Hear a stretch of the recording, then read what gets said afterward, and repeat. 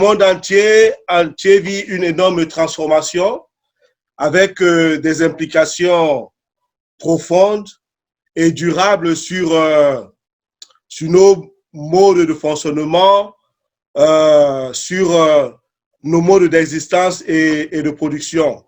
Technologies telles que la réalité virtuelle, la réalité augmentée, blockchain, l'intelligence artificielle, computer vision.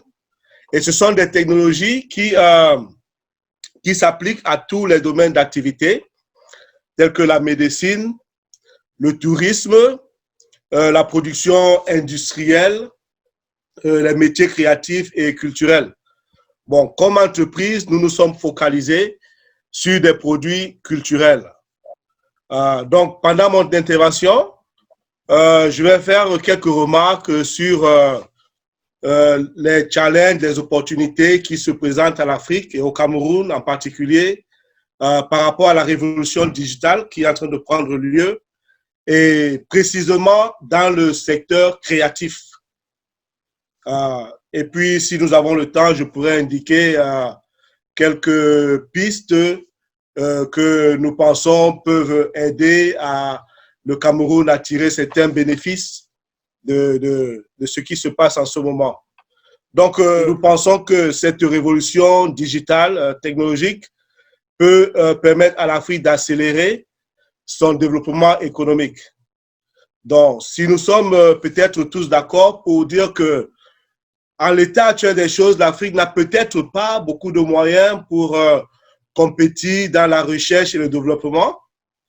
Nous pensons que s'il y a une vision stratégique qui se focalise, qui se centralise sur l'exploitation de la riche histoire, de la riche culture et l'art divers qui est produit par les Africains et que ça s'allie avec les nouvelles technologies, cela offre des possibilités immenses de développement et non seulement sur le plan économique, mais sur des aspects aussi non économiques. Donc, quand on parle du secteur créatif, de quoi est-il question?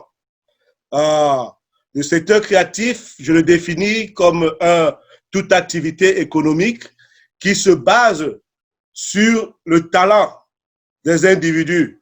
Donc, je pense à des domaines tels que le cinéma, l'architecture, les livres, la musique, la télévision, l'art vestimentaire, l'art culinaire, la décoration intérieure et j'oublie sûrement d'autres domaines. Donc, et je pense, comme je l'ai dit tout à l'heure, l'Afrique, avec sa longue histoire, ses cultures diverses et sa production artistique, a un rôle à jouer. Donc, pour exemple, en 2014, dans le domaine des jeux vidéo, il y avait en Afrique à peu près 23 millions de personnes qui jouaient aux jeux vidéo. Aujourd'hui, en 2018-2019, on a recensé presque 500 millions de personnes qui jouent à ces jeux-là. Et il est estimé que d'ici 2023, il y aura à peu près 800 millions à 900 millions de personnes qui vont jouer aux jeux vidéo. Et ces gens cherchent des contenus qui sont liés à leur culture, qui sont liés à leur histoire, qui représentent des gens comme eux, pas des contenus qui viennent d'ailleurs, dont les histoires en général n'ont rien à voir avec leur contexte et leur culture. Donc, les Africains, et non seulement, pas seulement les Africains en Afrique, mais même dans le monde entier, en sont demandeurs. Bon, bien entendu, et ce sont des domaines qui sont rapporteurs. Le domaine des jeux vidéo, par exemple, globalement, en 2019, a généré à peu près 147 milliards de dollars de revenus. Donc, en ayant une vision stratégique, comme je l'ai dit, si on peut développer des économies autour de ce genre de secteur. De la même manière, l'art vestimentaire. africain qui est inspiré de la culture africaine. Quelques années auparavant, générait à peine quelques centaines de millions de dollars. Mais en 2016, ça a commencé à générer presque 40 milliards de dollars. Et on pense, les experts pensent que d'ici 2023-2024, ce secteur aura une valeur entre 60 milliards de dollars et 70 milliards de dollars. Donc, les industries textiles, la fashion et tout ça peuvent bénéficier de ce genre de demande. Bon, bien entendu, il y a des challenges. Les challenges déjà au niveau de l'accès. Nous savons que la pénétration de l'Internet en Afrique est vraiment très, très, très faible. Dans un pays comme le Cameroun, avec une population estimée entre 25 à 30 millions de personnes, je crois qu'il y a, d'après les chiffres officiels, 7,5 millions à 8 millions de personnes qui ont accès à l'Internet, ce qui représente à peu près 30% de la population. C'est assez faible. Bon, les coûts sont assez élevés, donc il faut trouver les moyens pour baisser les coûts pour l'accès à l'Internet. Mais je pense qu'il y a des initiatives qui sont prises. La fibre optique, le Cameroun est en train de déployer à peu près 15 000 kilomètres de fibre optique sur l'étendue de son territoire.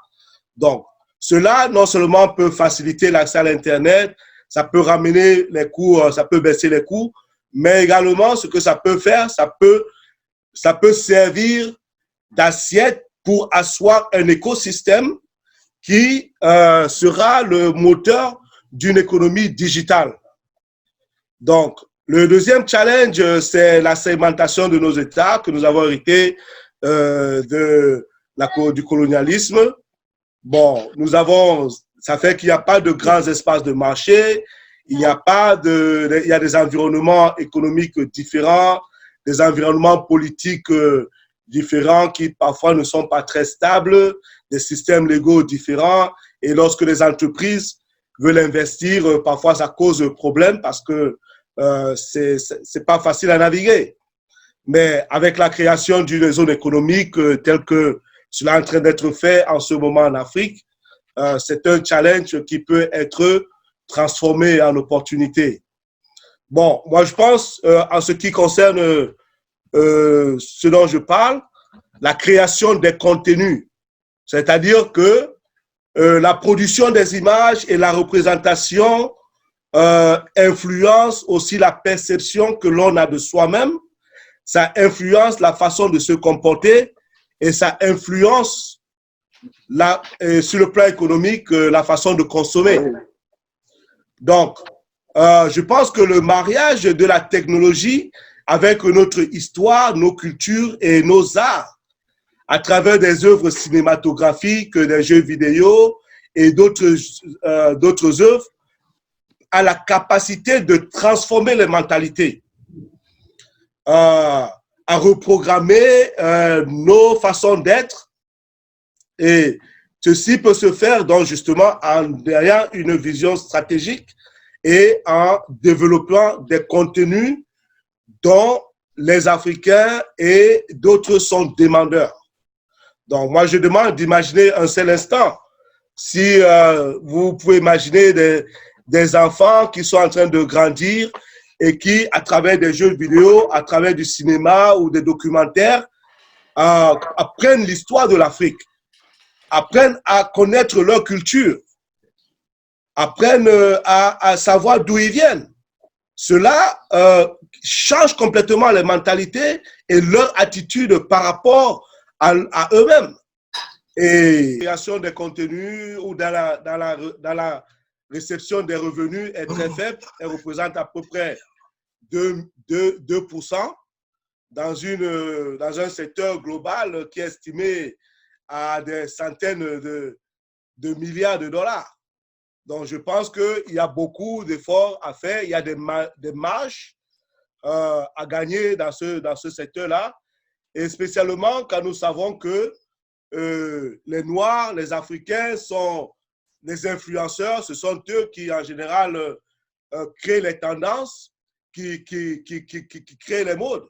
Et que, comme je l'ai dit, nous avons une histoire riche, nous avons des cultures diversifiées et nous avons un art qui est copié à travers le monde et à travers l'histoire. Et ce que je propose sur ce secteur a déjà été fait.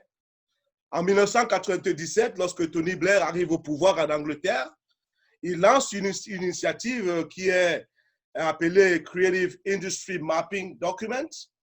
Donc, pour la première fois en Europe, un gouvernement voit le secteur créatif comme un domaine économique viable. Donc, en 1997, donc, il lance cette initiative. En moins d'un an, le secteur crée presque 1,5 million de jobs. Il génère presque 60 milliards de livres sterling, ce qui équivaut, si mes calculs sont bons, à peu près 75 milliards de dollars, donc 45 000 milliards de francs CFA en un an. Nous avons l'exemple récent du Nigeria qui a dopé son économie juste avec le domaine cinématographique, où le Nigeria, ce qui a permis au Nigeria de devenir la première économie du continent. Bon, et en ce faisant, l'émergence de la musique nigériane qui a profité de ça parce que avec les vidéos et tout ça a influencé les tendances. Et ça a aussi eu un impact sur l'industrie de l'habillement. Maintenant, ça aura un impact aussi sur la décoration intérieure. On peut mettre les œuvres africaines. Moi, j'en vois chez certains copanélistes qui sont là. Donc, ça change les mentalités. Donc, et la demande est là. La demande est là parce que l'Afrique, en fait, l'Afrique a déjà une démographie dynamique. Nous avons le continent le plus jeune, c'est-à-dire qu'en ce moment, 46 à 47% d'Africains ont moins de 15 ans. Presque 70% d'Africains ont moins de 30 ans. Et ils sont demandeurs des produits qui représentent leur identité et leur culture. Bon, et il y a aussi la diaspora. Nous voulons tous que nos enfants apprennent d'où nous venons, aussi qu'ils apprennent nos langues, nos cultures. Il y a en dehors de ça la diaspora un peu plus éloignée, c'est-à-dire les Noirs américains, les Noirs des Caraïbes, qui recherchent, qui sont attachés à leur culture et à leur identité. Donc, moi, je pense qu'en ayant une vision stratégique sur ce domaine et en développant des politiques qui peuvent permettre l'éclosion de ce secteur, ça va non seulement influencer le domaine dont nous avons parlé, mais ça va avoir des impacts sur le tourisme culturel, ça va avoir des impacts sur d'autres aspects de l'économie. Et même à long terme, cela peut doter l'Afrique de ce qu'on appelle une diplomatie culturelle, un soft power. Parce que tous les enfants de l'Afrique qui sont en Afrique, qui vivent ailleurs, qui sont partis récemment ou il y a longtemps, vont vraiment s'identifier à l'Afrique. Et ça va créer une énergie extraordinaire. Donc, moi, je pense qu'il y a là tout un champ de réflexion et d'action à entreprendre et qui est pluridisciplinaire et qui peut vraiment aider l'Afrique à se développer. Donc, la dernière partie, 2 minutes, s'il te plaît. Allez-y. Donc, je pense que sur le plan, par exemple, si on prend un exemple, l'exemple, par exemple, du secteur des jeux vidéo, c'est un secteur qui demande des talents divers. C'est-à-dire que tu as besoin de gens qui savent écrire, tu as besoin des dessinateurs, tu as besoin des musiciens, des ingénieurs, des producteurs, des développeurs. Donc, si tu crées un écosystème, un hub, basé sur 3 piliers, l'éducation, la production et l'incubation, en quelques années, tu peux développer une économie viable et qui peut sérieusement participer dans, sur l'ensemble de l'économie du pays, d'un pays comme le Cameroun. Donc, je vais m'arrêter là et je vous remercie. Voilà. Ah, merci beaucoup, Monsieur Massouma. C'était super comme présentation. On a retenu plusieurs choses. D'ailleurs, que je réserve quelques questions après tous les présentateurs. Donc, à l'heure actuelle, on va écouter Martin Dieufak, qui est un expert qui vit au Canada. Donc, Monsieur Dieufak, à vous la parole. Oui, merci, bonsoir à tout le monde. J'espère que je suis bien écouté. Et bonsoir à mes copanélistes, bonsoir à ceux qui nous écoutent en ligne. Et le sujet du jour concerne on va dire comme ça, les opportunités que donnent les nouvelles technologies. Et justement, si nous sommes en ligne, c'est justement à cause ou grâce à ces nouvelles technologies-là. Oui, je suis Dieufak Mathurin de naissance. Et vous remarquerez que c'est Mahati parce que personnellement, je me rapproche plus de l'Afrique que d'autres choses. Oui, je suis né au Cameroun. J'ai fait mes études entre l'Ouest et la province du Nord, donc à Garoua. Je suis parti du Cameroun en 2003 pour des études en Suisse, ingénieur en télécommunications. Je suis parti de Suisse pour le Canada en 2009 et où j'ai aussi fait des études d'ingénierie en technologie de l'information. Je travaillais en tout cas, j'ai fait plusieurs choses, on va dire. J'ai travaillé dans l'entreprise télécom canadienne Bell Canada. J'ai fait de la consultation pour des structures pour des structures bancaires telles que la Banque des Jardins.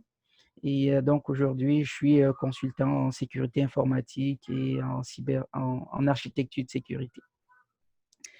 Les technologies de l'information, oui, vont forcément, je dirais comme ça, du point de vue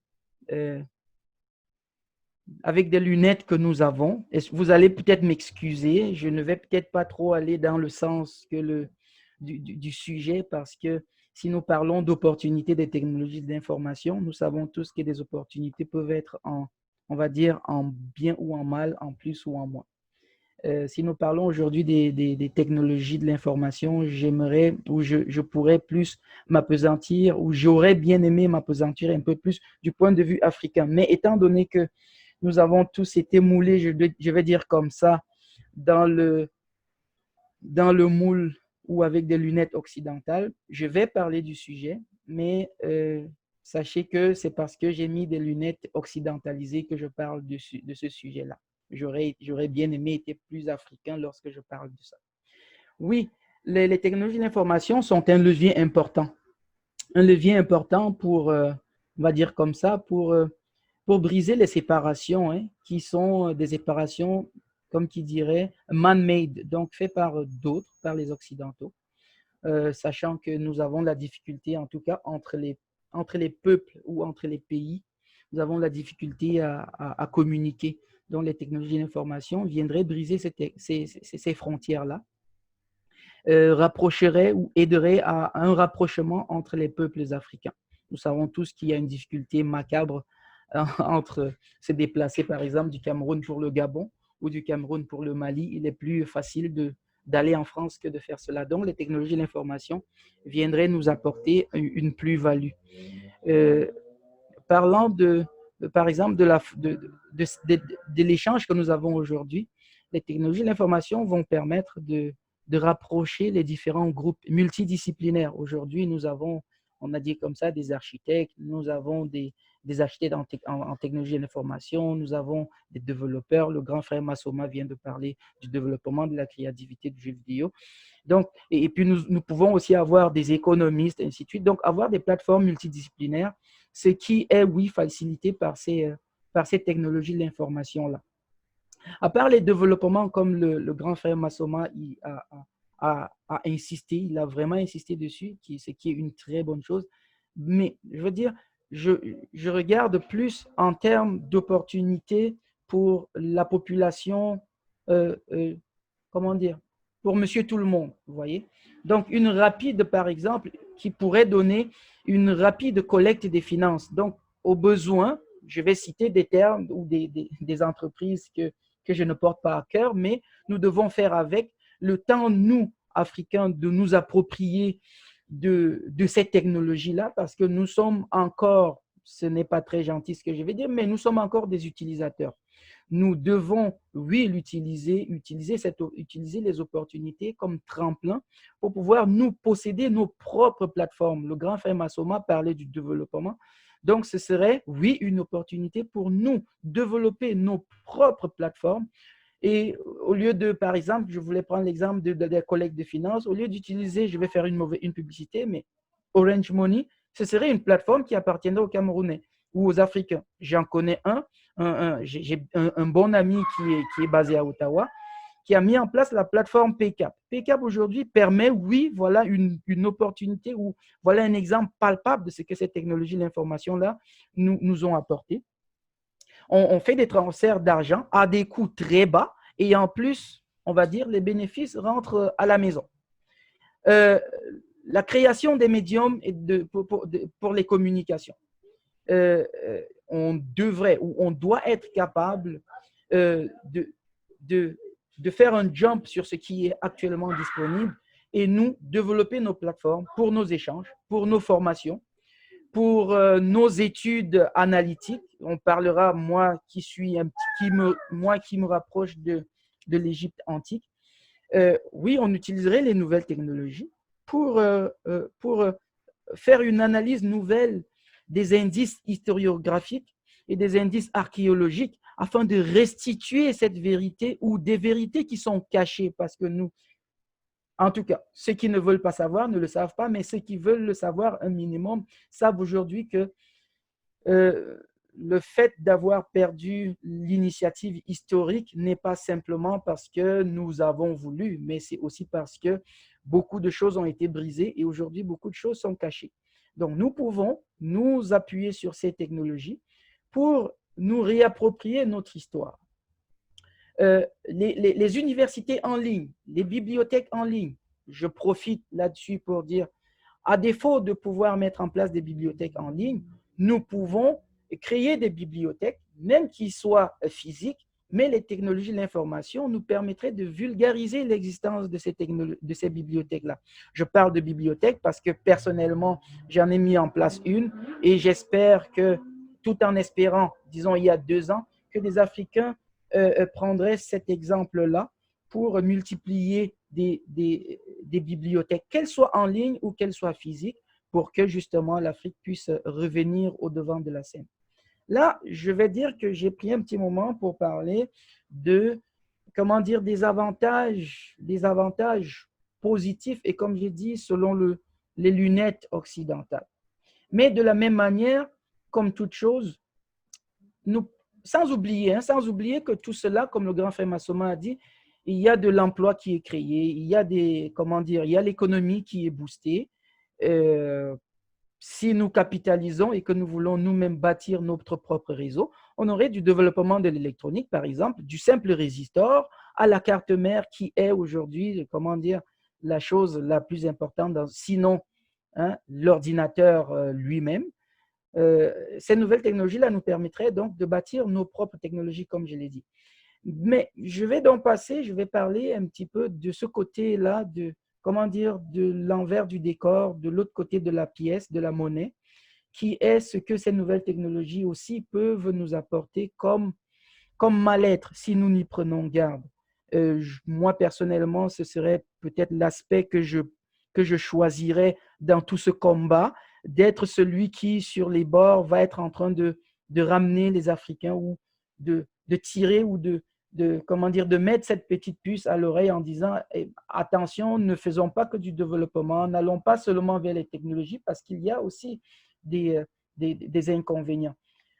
On a vu, on voit aujourd'hui le mot fake news qui vient et puis donc les technologies permettraient, avec l'Afrique qui est en train de se bâtir et de se rebâtir, les fake news, la dissémination des fake news serait très rapide. Donc, on aurait plutôt de la désinformation ce qui serait contrairement à ce qui les publie ou contrairement au bon vouloir de ce qui les publie, viendrait plutôt désinformer l'Afrique. Nous avons tous vu que, ou tout le monde sait que les contenus, par exemple, certains contenus audiovisuels, certains contenus, comment dire, à travers les panneaux publicitaires qui sont électroniques, ou même les journaux, à travers les téléphones, certains contenus ne sont pas toujours, comment dire, bons du point de vue éducatif pour l'Afrique. Parce que l'Afrique a un substrat éducatif qui n'a rien à voir avec ce que nous connaissons aujourd'hui, qui nous est déversé depuis l'Occident. Nous voulons ou nous souhaitons que l'information n'aille pas vers l'Africain forcément, mais que l'Africain aille vers l'information. Cette technologie de l'information pousse de l'information vers l'Afrique ou vers l'Africain. Fatou Diom, l'écrivaine sénégalaise, je pense, disait l'Afrique, toutes ces opportunités économiques ne sont pas forcément bonnes pour l'Afrique. Elle parlait par exemple elle parlait des taux de croissance. La même chose, je peux faire un parallèle avec cette publication ou l'utilisation énorme de cette technologie de l'information là crée plutôt une surchauffe parce que l'Afrique n'est pas forcément prête à recevoir tous ces flots de données ou tous ces flots de technologies. L'Afrique n'a pas forcément été préparée. Nous sommes passés, par exemple, beaucoup d'Africains n'ont pas connu le téléphone filaire, sont passés de rien au téléphone cellulaire, sans avoir forcément évalué. Et tout le monde sait que le téléphone cellulaire, tout ce qui est ondes électromagnétiques, tout le monde, peut-être pas tout le monde, mais on devrait mettre la puce aux Africains. C'est aussi un problème pour l'environnement. Les ondes électromagnétiques, des chercheurs l'ont publié, mais nous savons aussi que les résultats ne sont pas généralement publiés parce que c'est les firmes qui fabriquent, qui commandent les recherches. Donc, tout Africain sérieux sait que les ondes hertziennes ne sont pas bonnes. Tout Africain aussi sait que ces technologies de l'information dont nous parlons sont basées sur, tout le monde a vu parler du coltan en RDC. On parle de 80% du coltan extrait en RDC, mais on oublie aussi que parmi le top 7 des pays desquels on extrait ce matériau, on en a 3 qui viennent de l'Afrique. À part le Congo, RDC, on a l'Éthiopie et le Mozambique, je pense bien. Et donc, l'Afrique cumule à elle seule plus de 80% d'extraction. Moi qui me suis rapproché ou qui me rapproche de l'Égypte et de notre ancestralité, est-ce que nous pensons que la Terre, si elle est peuplée d'organismes vivants, la Terre est peuplée des hommes, des animaux, des arbres, de la végétation et tout cela, on va dire des souris, des fourmis, tous ces organismes sont vivants. Est-ce que la Terre est capable de garder de donner vie à des organismes vivants sans elle-même être un organisme vivant? Est-ce possible? Moi, personnellement, je réponds non, mais je souhaite que tout un chacun fasse la recherche. Ce que je veux dire par là, c'est toutes ces extractions minières qui permettent de fabriquer ces matériaux technologiques sont un problème pour notre mère, la Terre. Il faudrait que nous regardions ce problème avec des lunettes africaines avec lesquelles nous savons que tout organisme autour de nous est vivant. Tout ce qui est sur Terre vit. La Terre elle-même, elle vit. Donc, ne faisons pas les extractions à grande échelle ou dans tout azimut, sachant que la Terre est un organisme vivant. Voilà un petit peu les points que je voulais ramener pour cet exposé pour lequel j'ai été convié.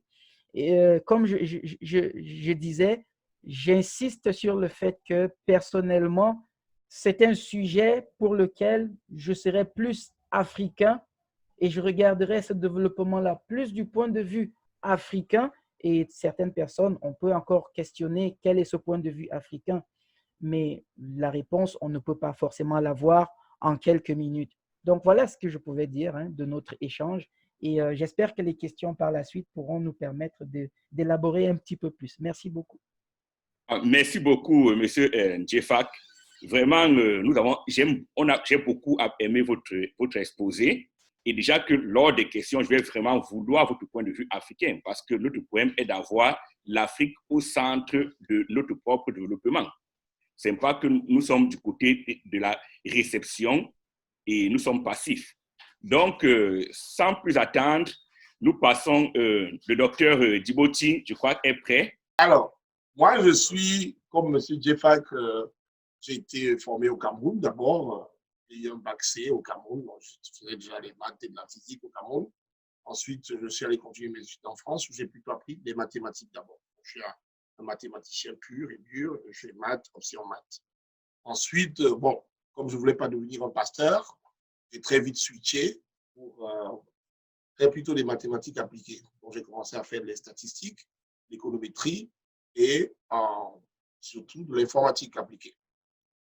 Moi, je me suis spécialisé dans l'informatique et très vite à la sortie de l'école, une école que mon cher frère d'équipement connaît très bien parce qu'il a été dans l'école, eh bien, j'ai commencé ma carrière dans le monde du pétrole. Donc, je travaillais pour Shell France. Et là, j'ai été envoyé en formation chez IBM et j'ai eu le label ingénieur système IBM. Donc, je m'occupais, comme quelqu'un qui a parlé de sécurité, je m'occupais de la sécurité des ressources informatiques dans les gros systèmes, la sécurité des bases de données, la sécurité et l'administration système en général. Mais très vite, je me suis demandé pourquoi j'ai appris des mathématiques si je ne vais pas les utiliser. Donc, du coup, j'ai eu la chance d'être récupéré par un éditeur de logiciel américain. Donc, de fil en aiguille, je savais que ma carrière allait finir aux États-Unis. J'ai commencé à travailler pour les éditeurs logiciels comme SAS et finalement, j'ai été récupéré par les firmes de consulting.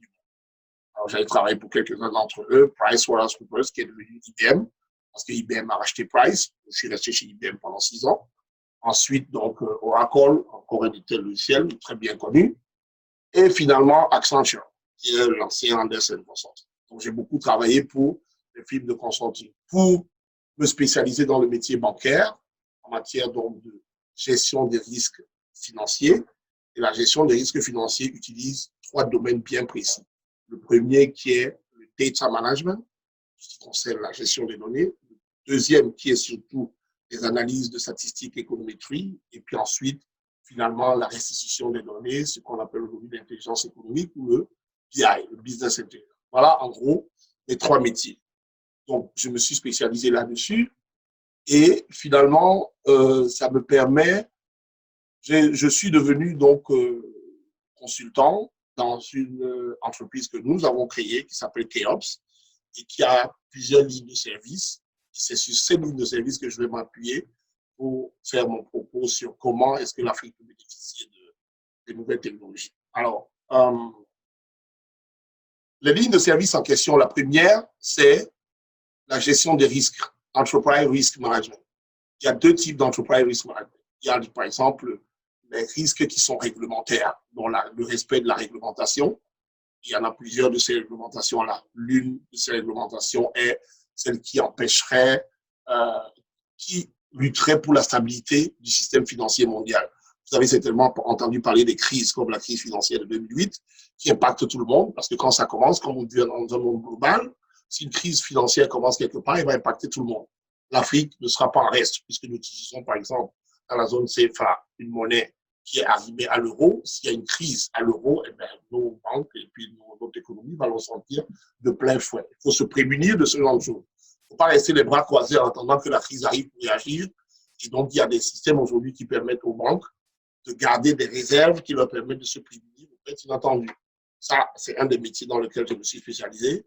Et dans le Enterprise Risk Management, il y aura des catégories comme les risques de crédit, les risques de marché, les risques opérationnels et les risques de liquidité. Ça, c'est une première ligne de service. La deuxième, c'est plus ce qu'on appelle le data analytics. Alors aujourd'hui, il y a une prolifération de données qui est produite dans le monde. Les données peuvent venir de n'importe où. Elles viennent des réseaux sociaux, de Twitter, de Instagram, de Facebook, etc. Imaginez plus les données d'entreprise qui sont les données transactionnelles. Ça fait un flot de données. Si vous prenez les 5 dernières années, le volume de données collectées par les humains dépasse tout ce qui avait été collecté depuis la nuit des temps jusqu'à il y a 5 ans. Donc, ça va dans tous les sens. C'est ce qu'on appelle aujourd'hui le big data. Et pour le faire, on a dû inventer des technologies qu'on appelle aujourd'hui le cloud pour la flexibilité, parce que les entreprises avant devaient toujours faire du capacity planning pour savoir quelle sera la taille des serveurs, des data centers.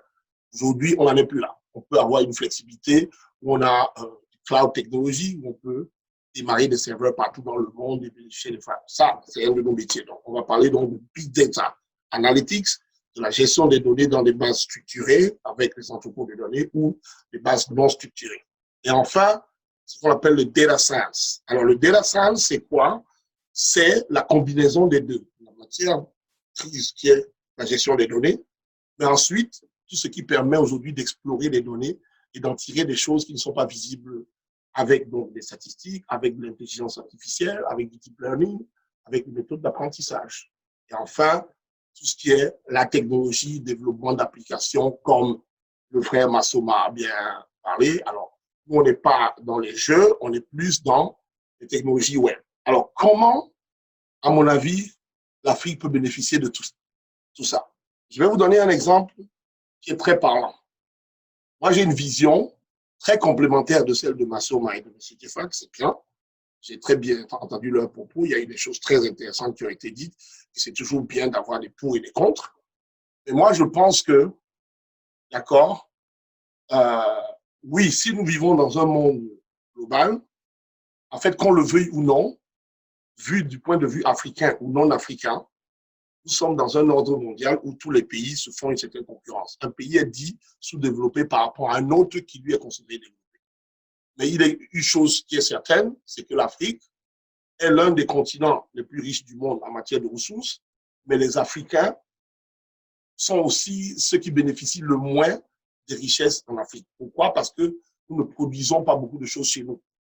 Si on regarde un pays comme le Cameroun, on importe beaucoup de choses, mais on ne produit pas beaucoup de choses.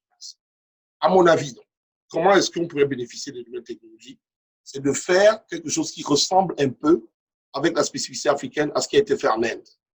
C'est-à-dire qu'il faudrait une volonté politique, comme pour dire, les Africains, les sciences sont nées en Afrique, en Égypte, pour faire plaisir à mes seigneurs. C'est nous qui avons inventé les mathématiques, c'est nous qui avons inventé la médecine, c'est nous qui avons inventé l'écriture.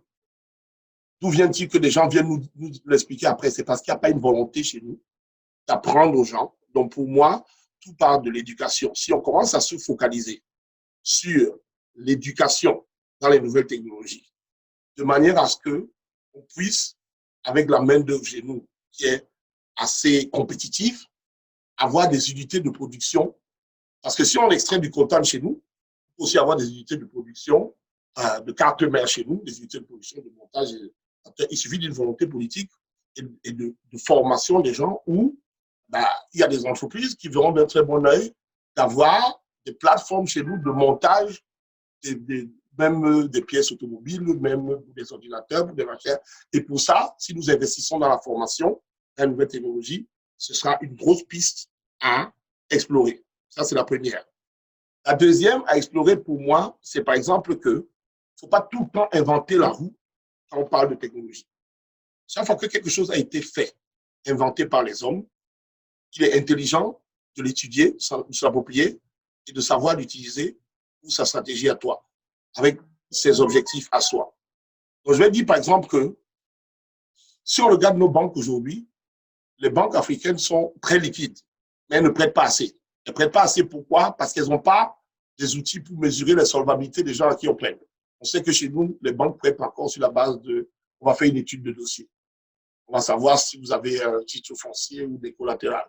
Tout ça est très aléatoire parce que je peux vous présenter un titre foncier aujourd'hui, aller le vendre demain. Donc, le collatéral que je vous ai présenté aujourd'hui pour garantir demain, il n'est même plus valable. Et nous n'avons pas de système d'information qui permettent de faire un traçage de tout ça. Au Cameroun, les gens n'ont pas d'adresse. S'il dit qu'il n'a pas d'adresse, ça veut dire qu'il n'y a pas d'identifiant unique pour tous les habitants qui sont au Cameroun. Quelqu'un qui conduit une moto au Cameroun peut très bien faire un accident et disparaître dans la nature. On ne sait pas qui il est, on ne sait pas où le retrouver, donc ça crée un problème de sécurité d'abord. L'État est garant de la sécurité des individus, n'est-ce pas? Donc je commence par dire qu'il faut des programmes qui utilisent les nouvelles technologies pour faire ce qu'on appelle de l'inclusion financière. L'inclusion financière, ça veut dire que, d'accord, il faut doter les banques de systèmes qui permettent de faire circuler le crédit. Pourquoi? Parce que La notion de crédit, c'est un vecteur d'investissement économique.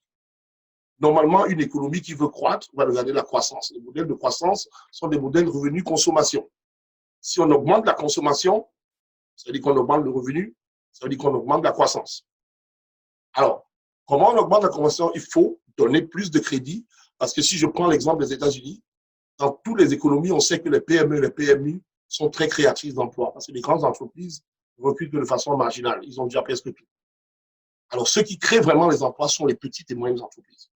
Il faut donc doter les petites et moyennes entreprises chez nous, dans tous les secteurs, le secteur du cacao, de l'agriculture, le secteur des jeux, comme le frère Massouma a dit, et que les gens puissent aller dans les banques, prendre des prêts, financer leurs activités, payer la banque et l'économie tourne. Ça, c'est hyper important et on peut utiliser les technologies pour mettre en place ce genre de choses. Si on fait ça, eh bien, on va booster nos économies. Et je n'aime pas parler de politique, mais nous avons aujourd'hui des accords APE qui ont été signés. Les accords APE, ça met en concurrence les PME, PMI européennes vis-à-vis des nôtres.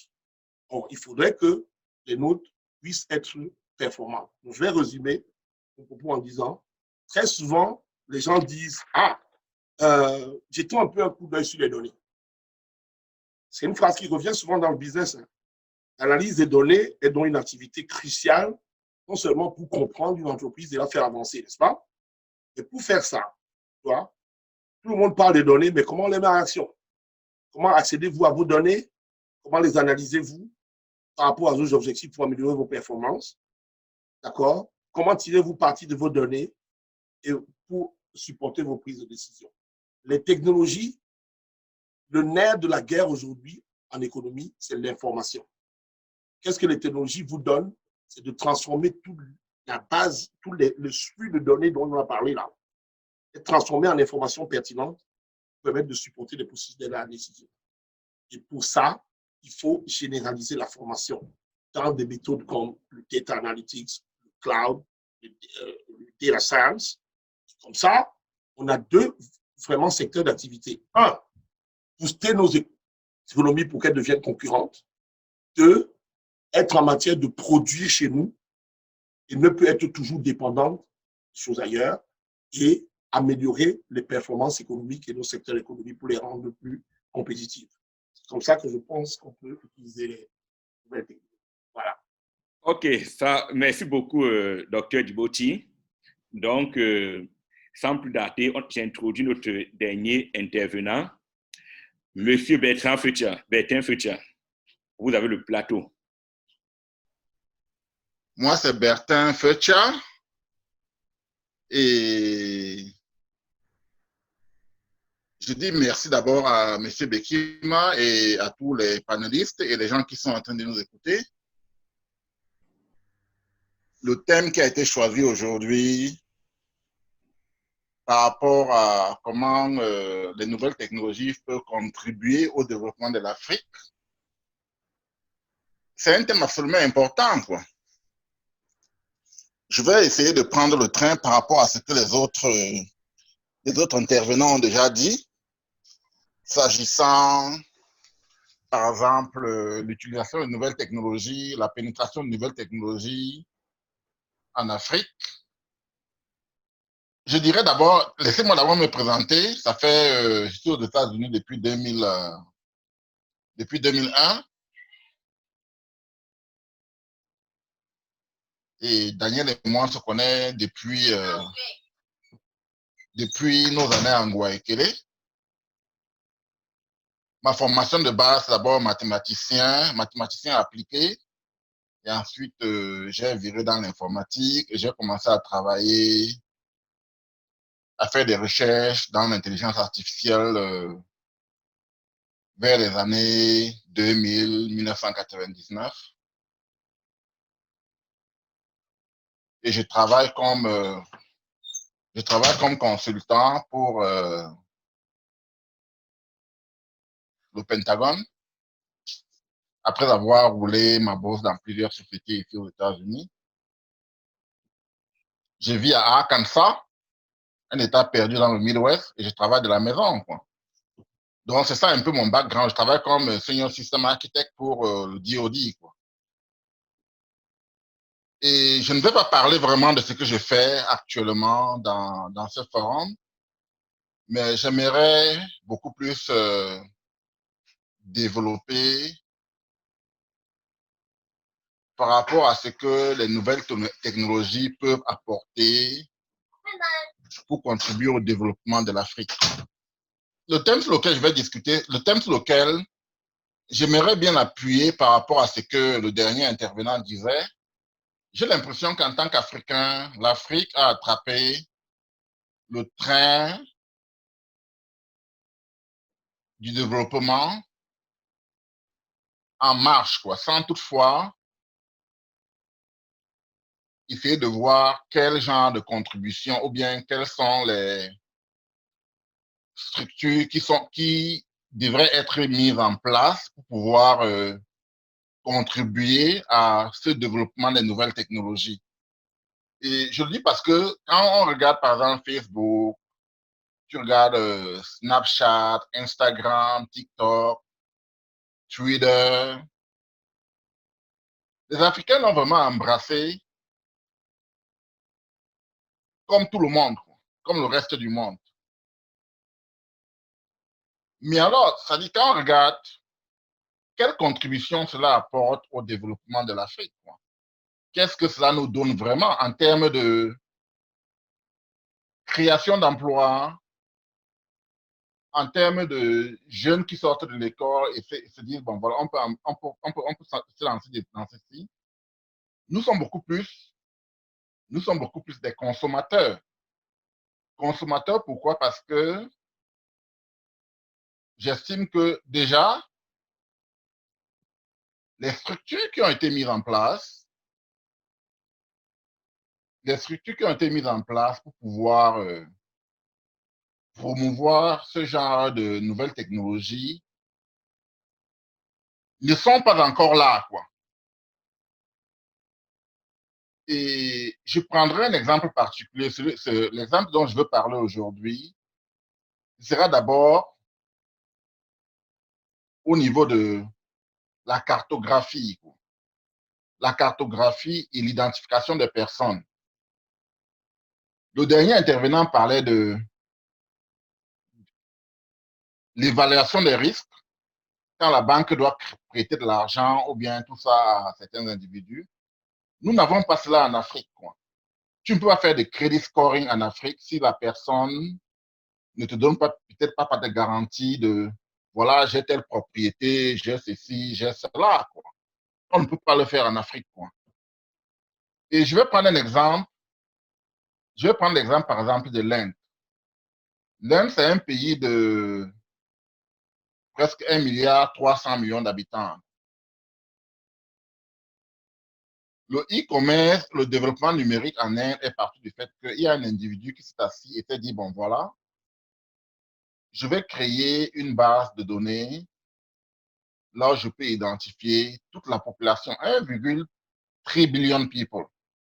Je vais pouvoir créer une base de données là où je vais pouvoir identifier toute la population.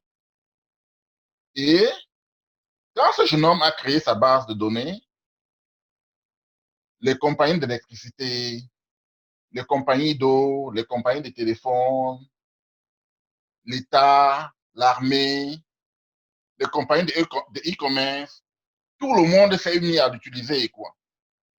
Aujourd'hui, tu as en Inde des compagnies de e-commerce qui ont presque 300, 400 millions de personnes. À cause de cette base de données-là, tout est parti. Le développement numérique en Inde, le e-commerce est parti de cette base de données-là. Et tu as beaucoup d'emplois qui ont été générés par rapport à cela, quoi. Juste parce que quelqu'un a eu l'idée, voilà comment est-ce que je peux faire pour pouvoir identifier les 1,3 milliard d'Indiens, quoi.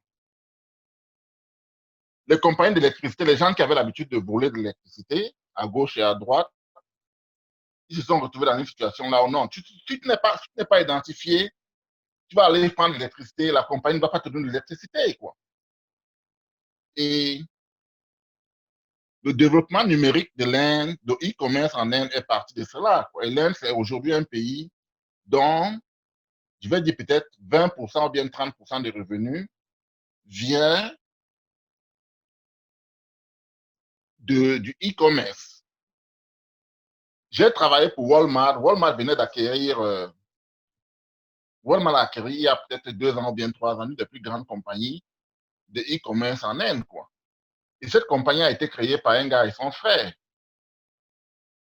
Et c'est un multi-billion compagnie. C'est une compagnie qui vaut des milliards de dollars actuellement. Donc, je me dis, au Cameroun, si on a vraiment besoin de développer, c'est-à-dire, il doit falloir que développer le IT, le e-commerce, il doit falloir que aussi bien le gouvernement, les politiques en place, les lois en place puissent venir ensemble pour se mettre et s'accorder du fait que, bon, voilà, il va falloir identifier les gens. Et de deux, on a besoin de savoir que, bon, voilà, un système de GPS, un système de cartographie, là où les entreprises sont capables de savoir que, bon, voilà, s'ils doivent me déplacer de tel point à tel point, voilà ce que cela va me coûter, voici ce cela et tout, quoi. Si on prend par exemple l'exemple, vous avez entendu parler de Jumia. Jumia, la société qui travaillait dans cette compagnie nigériane qui a initié le e-commerce dans presque toute la zone de l'Afrique de l'Ouest, de l'Afrique centrale, quoi. L'une des principales raisons pour laquelle ils ont fui le Cameroun, c'est parce que les gens, les gars qui travaillaient comme délivreurs pour cette compagnie-là, tu vas te lever le matin, tu vas aller prendre, tu as peut-être 10 paquets à délivrer, mais en fin de journée, tu n'auras même pas délivré 3 paquets, quoi. It's not viable, you know? It's not viable. Or, on n'a pas un système de cartographie en Afrique et on n'a pas un système d'identification des gens. Je dis, la base pour pouvoir créer, c'est-à-dire créer ce genre de développement, là où les gens, aussi bien que ce soit les compagnies qui travaillent dans le e-commerce, les compagnies qui sont dans le logistique, les compagnies qui sont dans l'Internet et tous les autres,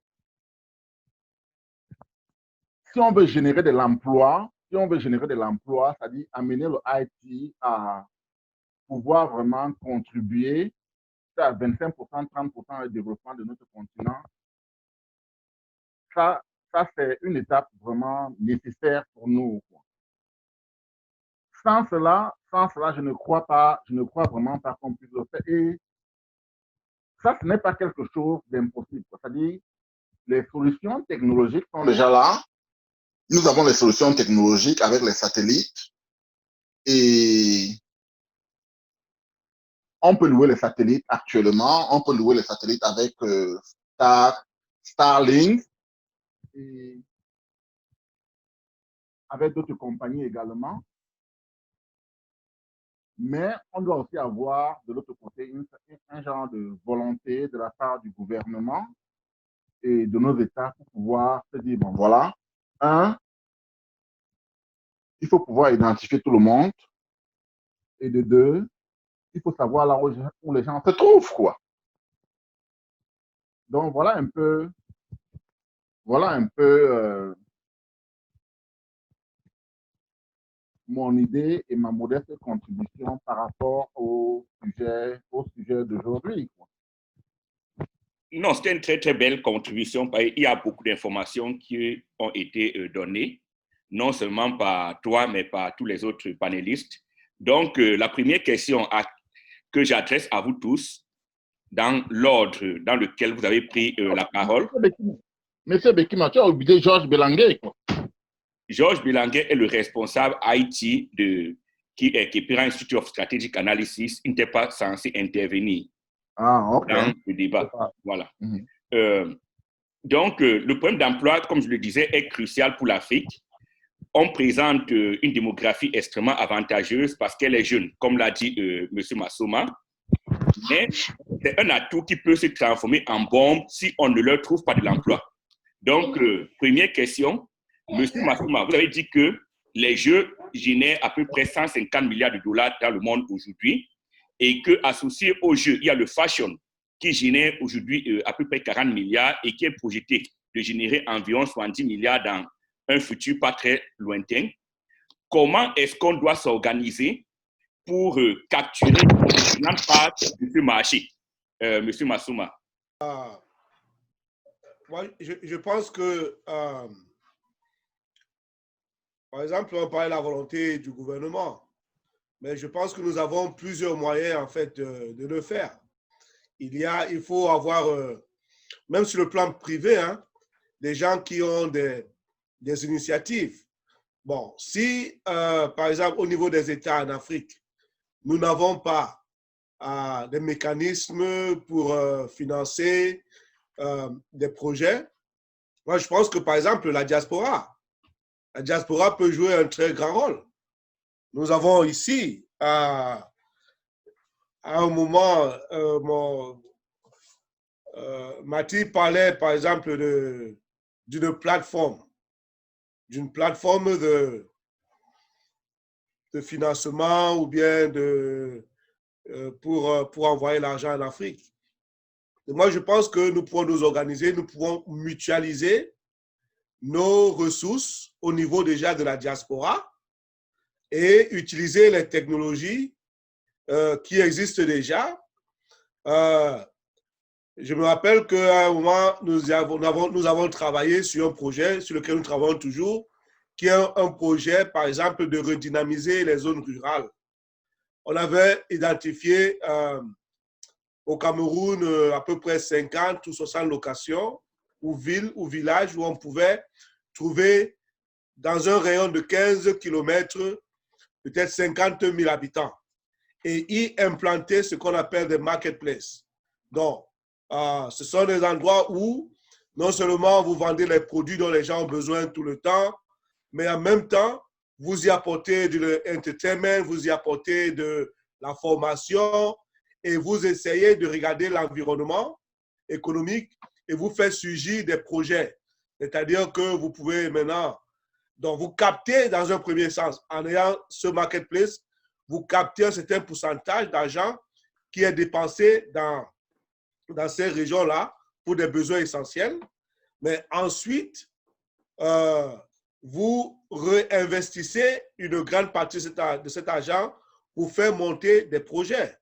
C'est-à-dire que si quelqu'un veut créer une petite compagnie de production de jus naturel ou bien dans l'agro, dans l'élevage, dans les trucs, bon, pour redynamiser cet endroit. Mais à un certain niveau, quand tu parviens à scale ça, c'est-à-dire que tu crées peut-être 15, 20 de ces marketplaces, tu peux maintenant au-dessus créer une plateforme où tu peux solliciter, tu fais émerger des projets et tu peux solliciter des financements de la diaspora pour des gens qui veulent peut-être 5 000 $, 10 000 $. On peut mutualiser nos efforts pour que ce genre de projet, et ça va créer de l'emploi.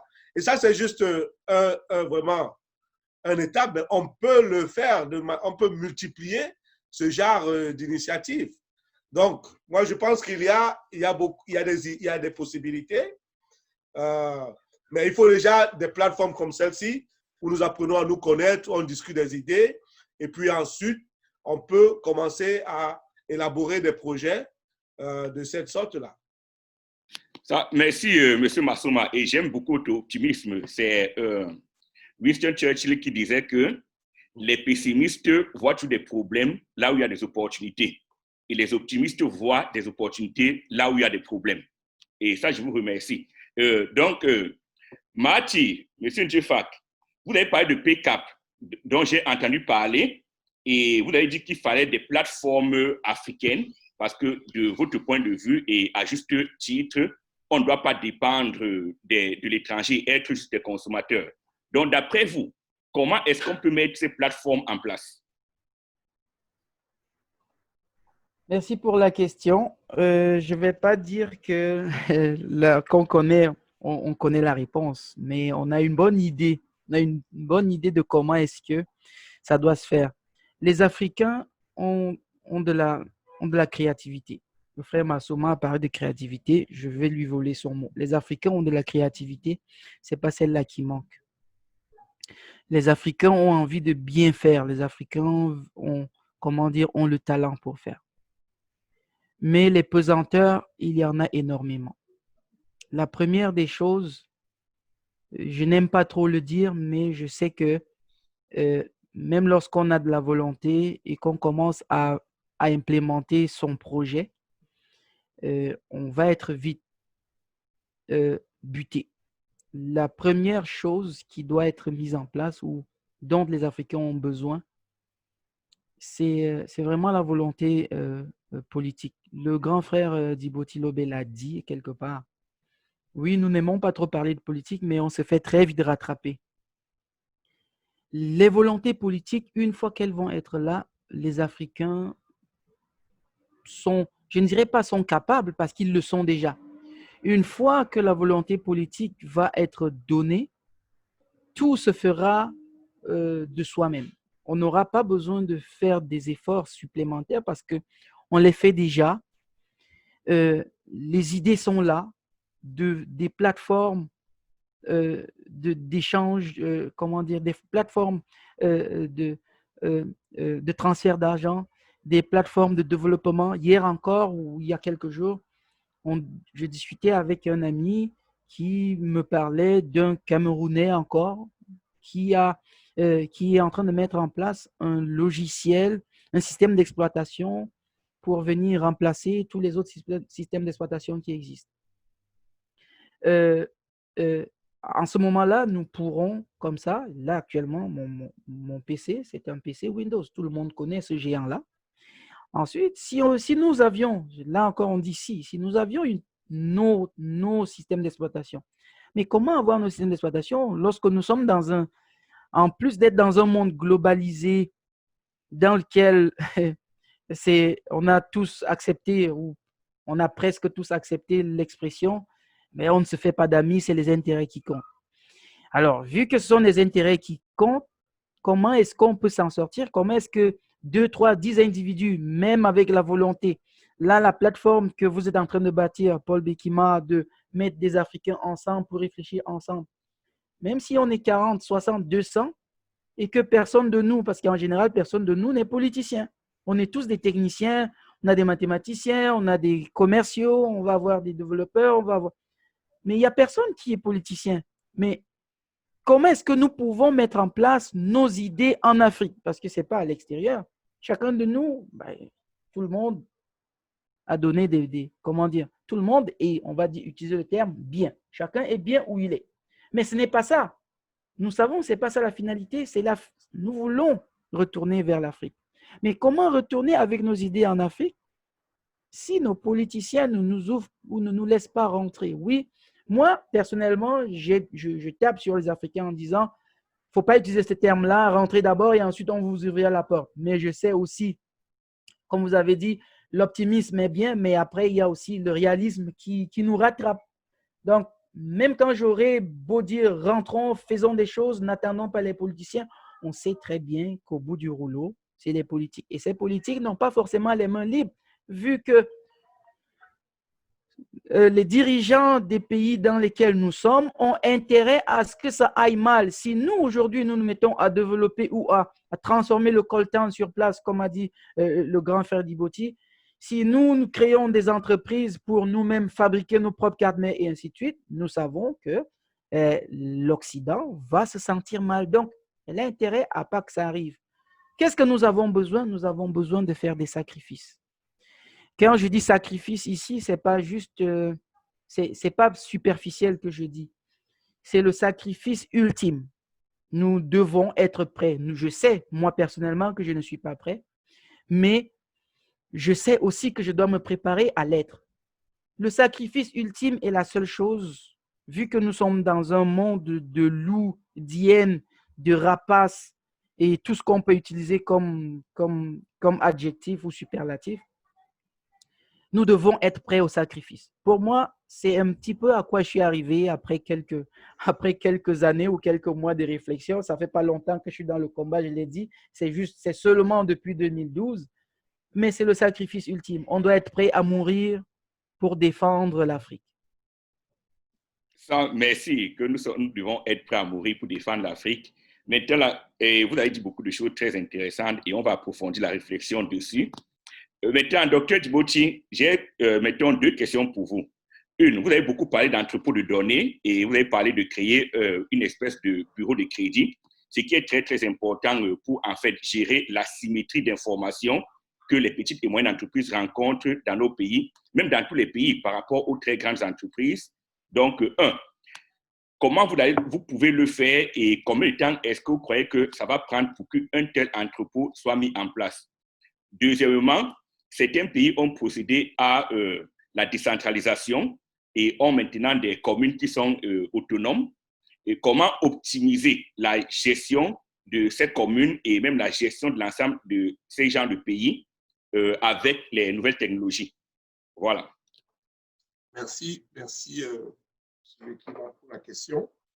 Alors, je vais commencer par, parce que c'est quelque chose qui me tient à cœur. Je pense que dans un pays comme le nôtre, une organisation, de toute façon, dans n'importe quel pays, quand on a une organisation qui est unitaire et centralisée, ça suppose que le point central de gouvernance a toutes les informations sur toute l'étendue du pays sans faire d'efforts. Il a donc besoin d'avoir un système d'information hyper performant. On a vu qu'au Cameroun, par exemple, on retrouve aujourd'hui à l'extrême nord des écoles sous l'arbre encore, au XXIe siècle. Ça, c'est parce que je ne suis pas certain qu'à Yaoundé, ils ont un système d'information qui leur permet de gérer tout ce qui se passe au Cameroun dans tous les recoins du Cameroun. Quand c'est comme ça, il vaut mieux une forme de décentralisation. Mais la décentralisation, c'est une disposition administrative. Il a été prouvé qu'on peut décider la décentralisation, le pouvoir central peut s'asseoir dessus pendant 24 ans et ne pas la mettre en œuvre. Donc, moi, je pense que la première des choses, et justement, on a parlé d'entrepôt de données beaucoup, c'est qu'une fois qu'on fait cette décentralisation-là, il faut mettre en place un système d'information en collectant les données dans tous les domaines, d'accord, dans les domaines de faire un état des lieux, en fait. On va aller collecter les données, toutes les données sur le système de santé, toutes les données sur le système éducatif, les données sur les infrastructures et tout ça. Et ça va nous permettre de faire donc une carte de route, un roadmap. Dit, bon, justement, comme on a tout ceci, voici les projets qu'on doit initialiser un à un pour aller vers une gestion efficace de ces collectivités-là. Donc, c'est l'approche même de ce qu'on appelle l'entrepôt de données. On va aller faire, par exemple, comment on appelle encore ça? On fait on analyse la société en profondeur et on fait j'oublie le terme en français, mais il va me revenir. Une fois qu'on a des informations sur toutes les naissances, sur toutes les natalités, avec un identifiant unique, les adresses des gens, ça veut donc dire qu'on a l'information globale et ça pourra servir sur comment collecter un recensement. Il faut faire un recensement de la population de chaque communauté d'abord, mettre ça dans une base de données. Regardez tout ce qui existe aujourd'hui dans notre administration, toutes les fonctions de l'administration, on va les informatiser. Tout ça, c'est gather the information that is needed for the data warehouse. Quelle est l'information qu'il faut mettre dans cet entrepôt de données? On va récupérer toute l'information. Une fois qu'on a récupéré toute l'information, on s'assied et on dit, bon, voici les problèmes de gestion que nous avons. Identifions-les tous. Et maintenant, faisons de ce système d'information un incubateur de projets qui va nous permettre d'aller du point A à un point B. On va donc initier tel projet, tel projet, tel projet. Sans ce système d'information qui utilise les nouvelles technologies, je ne vois pas comment ça peut être géré de façon efficace. Mais avec ce système d'information, ça devient très efficace. Et la moyenne pour mettre ces choses en place, c'est 18 mois seulement, si on y met les moyens. Un peu plus long si on n'a pas les moyens, mais ça dépend des moyens qu'on y met en œuvre. D'accord? Et je pense que nous avons les moyens, parce que quand je regarde les sommes, par exemple, ils sont engloutis pour gérer un truc comme l'organisation de la CAN, ça va largement au-dessus de ce dont il y a besoin pour faire ce genre de choses. Bon, maintenant, la deuxième question, ou la première plutôt, que tu as posée, c'est comment on met en œuvre la base de données pour qu'on puisse fait de l'inclusion financière pour les notions de bureau de crédit. D'abord, il y a 3 façons de le faire. La première, c'est de laisser l'État être l'actionnaire principal de ça. Très mauvaise idée, parce qu'il faut toujours analyser les pour et les contre de chacune de ces idées. La deuxième, c'est un mix. Et la troisième, c'est celle que je préfère. Parce que tout le monde y a intérêt, en fait. Il faut mettre autour d'une table tous les acteurs du secteur tertiaire, banque, assurance et microfinance. D'accord? Parce que c'est eux qui, les premiers aujourd'hui, ont des pertes en milliards de francs CFA toutes les années sur les recouvrements des impayés. C'est d'ailleurs pour ça que nous devons participer à un séminaire sur le recouvrement des impayés. Si on les met donc autour d'une table, il y aura l'Association des banquiers du Cameroun, par exemple, APECAM, il y aura un ECAM qui est autour d'une table, et il y aura l'État, c'est-à-dire le ministère de l'Économie et des Finances et le ministère du Commerce. Tout le monde autour d'une table. On montre à chacun quel est son intérêt dans ce truc. Puisqu'on a dit que c'est quelque chose qu'il faut pousser la croissance, je pense bien que le rôle du ministère de l'Économie et des Finances, c'est la croissance économique.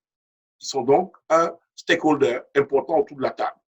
Les banques qui, bon, et aussi c'est un outil pour lutter contre le chômage. Alors donc, l'État a tout à fait intérêt à être autour de la table. Les banquiers qui perdent de l'argent et qui, dans une mesure drastique, peuvent faire faillite, ils sont dans un business de faire de l'argent, ils n'ont pas envie de faire faillite. Donc, on met tout ce monde autour du table et on leur dit, bon voilà, si vous acceptez tous d'être actionnaires, on va créer une entreprise dont vous êtes des actionnaires. Donc, c'est vous qui avez intérêt à ce que cette entreprise marche. Et vous avez tous accepté de donner une collecte de données. Parce qu'à la date d'aujourd'hui, les banques chez nous et les microfinances, ils donnent des prêts aux gens. La COBAC, qui est la centrale des risques de la BEAC, demande aux microfinances de leur générer des rapports sur leurs impayés des prêts qu'ils donnent. Ils les donnent aujourd'hui. Il y a des gens qui ont pris dans les banques aujourd'hui des prêts pour immobilier, pour acheter des maisons, des prêts à la consommation, des prêts pour acheter des voitures, des prêts existent. Si les prêts existent, ça veut dire que tous les mois, les transactions qui sont faites sur ces prêts-là, la banque a ces données. C'est l'ensemble des données démographiques et des données économiques qui constituent la base de données dont le Crédit Bureau a besoin. Mais une chose, c'est que si on prend chaque banque individuellement, elle ne pourra donner que l'information sur ses clients à elle. Ce n'est pas ce qu'il faut. Il faut une base de données centralisée où tout le monde va avoir la même information. Ça veut dire qu'un individu au Cameroun, quand on interroge la base de données pour donner son information, c'est la même information qu'on doit avoir qui se présente sur la banque Afriland, ou si le présente sur la banque Atlantic Bank ou à la BICEC. Donc, il faut quelque chose de centralisé parce qu'il est prouvé qu'un individu qui est endetté à plus de 33% de son revenu, ce n'est qu'une question de temps avant qu'il explose, il ne pourra plus payer. Donc, il faut empêcher que quelqu'un puisse prendre un crédit là, qu'il aille prendre un autre crédit là-bas, sans que tous ces gens-là puissent savoir que, oh, en fait, la personne à qui je suis en train de donner le crédit est déjà endettée, on doit pouvoir calculer son debt to equity ratio et savoir s'il n'est pas supérieur à 33%. Donc, la méthode pour mettre ça en place, c'est une méthode de centralisation, décider qui est l'actionnaire, mettre en place toutes les fonctionnalités de ce bureau, aller même au niveau de la loi sur la collecte des informations sur les gens et ce qu'on veut en faire. Et une fois que tout ça est mis en place, on initie un projet qui met en place l'entrepôt de données, qui met en place les modèles de scoring et qui maintenant est accepté par toutes les banques, si bien que partout maintenant, quand quelqu'un, même pour louer une maison, même pour ouvrir une ligne de téléphone pour aller dans une banque, partout où il va, on va interroger son credit report et on va calculer son score et on va comparer ça au threshold, décider si oui ou non il approuve. Ça va améliorer la vie de tout le monde, dans tous les secteurs. Et c'est comme ça qu'on met en place. Combien de temps? C'est encore une fois, en moyenne, je vais dire, dans un pays, hein, c'est un procès de 18 mois, 1 an et demi, 2 ans. Vous pouvez le mettre en place s'il y a les bonnes volontés. Mais tout dépend du point de départ et des moyens que vous mettez en place et de comment vous voulez le faire et des choix technologiques que vous allez faire. Il y a plusieurs niveaux. Donc, tout ça, il faut mettre en place ces paramètres-là, les calculer pour savoir combien de temps on va prendre. Je donne le temps moyen. C'est réalisable en 18 mois. Je vous remercie, Dr. Djibouti. La question maintenant à M. Feucha. Vous avez parlé du modèle indien. Cela m'a beaucoup intéressé. Comment, de votre point de vue, pensez-vous que l'on puisse l'implémenter en Afrique? Je disais que je rejoins l'idée de M. Djibouti à 100% parce que je crois qu'on ne peut pas, si on regarde comment les sociétés comme Google, Facebook, Microsoft et toutes les grandes sociétés-là se sont développées aux États-Unis. Il y a une loi qui a été mise en place par le Congrès et c'est cette loi-là qui a permis à ces sociétés de se développer comme ça. Tu comprends? Et aujourd'hui, tu vas prendre une société comme Google. Google, c'est à peu près $1 trillion, 1000 milliards de dollars. Tu prends Microsoft, presque, c'est les sociétés les plus développées au monde actuellement. Parce qu'en fait, l'environnement que les politiques ont mis en place ont permis à ces sociétés-là vraiment d'arriver au niveau là où ils sont actuellement. Tu comprends? Et on ne peut pas mettre les bases d'une technologie dans un pays là où il y a, dans un environnement là où il y a de l'anarchie. Tu ne peux pas demander aux investisseurs, oh, venez faire ceci, venez faire cela. Ces gens-là, ils ont besoin des investisseurs. C'est-à-dire que quand je parle des investisseurs, je ne parle pas seulement des investisseurs étrangers, je parle aussi bien des investisseurs camerounais, africains, quoi. Ils ont besoin des données, ils ont besoin des informations, quelque chose qu'ils peuvent mesurer pour se dire, bon, voilà, et si je mets $1 ici, peut-être que je vais gagner peut-être 25 cents, 25 cents. Je vais gagner 25 cents. Tu comprends? Et nous, en Afrique, on n'a pas cela. On n'a pas cela. Si tu regardes les gens qui travaillent, si tu regardes les gens qui travaillent dans le risk management, dans le risk management en Afrique, dans les banques, la plupart de ces gens n'ont pas d'informations par rapport aux gens à qui ils vont donner le crédit. Ils partent du fait que,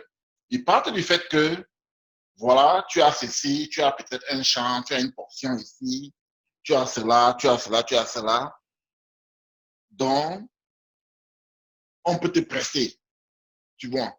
Et parfois même, tu as des pressions au niveau du directeur général, des pressions au niveau de telle personne. Il faut lui prêter de l'argent, quoi. C'est-à-dire, même si le risque est vraiment très élevé. Tu comprends? On ne peut pas se développer si on n'a pas une structure en place qui est capable de, mesurer le risque au niveau des personnes, deux, identifier les personnes, et trois, savoir là où les gens sont. Tu comprends? C'est impossible, quoi. C'est-à-dire, si tu prends tous les pays, que tu prends les pays occidentaux, le Japon, la France, la Chine, ils sont même allés plus loin, quoi. La Chine, ils sont même allés plus loin. C'est-à-dire, là, ils ont un genre de credit scoring qui,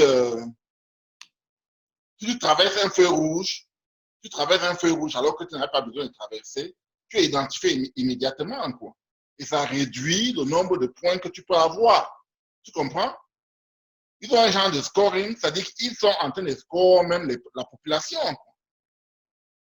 C'est mauvais, c'est vrai que bon, ça rentre un peu, tu touches un peu, tu vas un peu trop loin, quoi. But, tu ne peux pas te développer si tu ne maîtrises pas, si tu ne maîtrises pas l'environnement dans lequel tu es, tu ne maîtrises pas les gens avec qui tu seras en train de parler et tout. C'est-à-dire, c'est aussi simple que cela, quoi.